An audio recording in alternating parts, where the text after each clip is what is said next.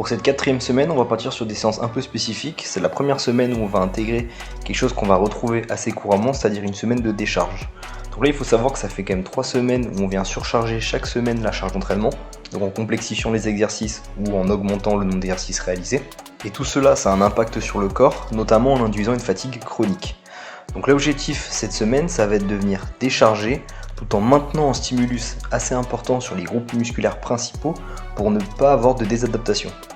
Donc pour ce faire, on va retrouver cette semaine que 4 exercices. Exercices que l'on va réaliser donc sous la forme de circuit training avec 40 secondes d'effort, 30 secondes de repos et à la fin de la réalisation des 4 exercices, on passera sur 1 minute 30. Cette semaine, on a donc conservé seulement les exercices principaux, à savoir le squat pour le bas du corps, les pompes pour le haut du corps et enfin du gainage ventral et du gainage dorsal afin de maintenir notre stimulus sur l'ensemble des muscles du corps.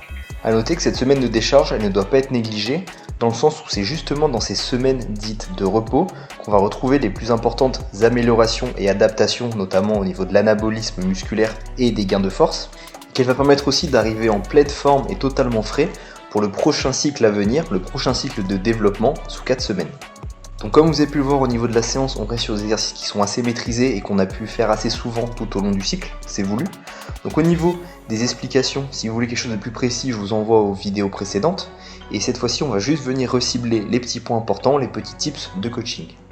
Pour notre premier exercice, donc à savoir le squat, exercice que vous devez commencer à bien connaître, on va surtout faire attention à 2 points de coaching, à savoir la position du tronc. On va devoir faire attention à ce que le tronc ne s'abaisse pas trop vers l'avant.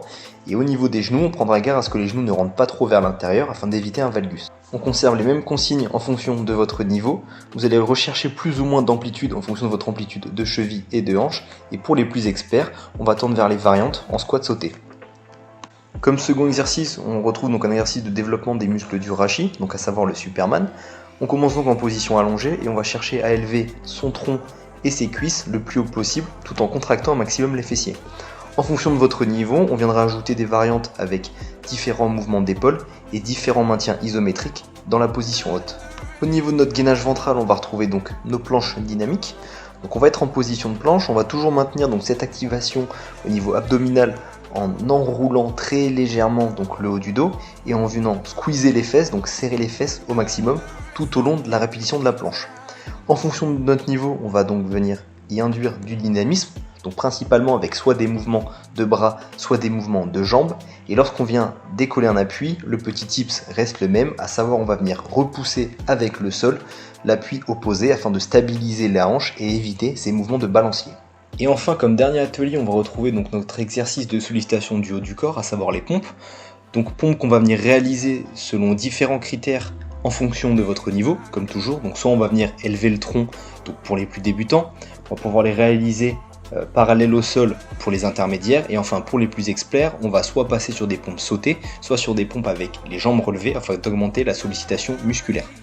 Au niveau des facteurs techniques, on retrouve les mêmes que sur une planche, à savoir une contraction, une activation au niveau abdominal et au niveau fessier, et un maintien de l'alignement entre les cervicales, les hanches et le genou tout au long de la flexion et de l'extension. On retient que ce n'est pas seulement le tronc qui vient se rapprocher du sol, mais l'ensemble du corps.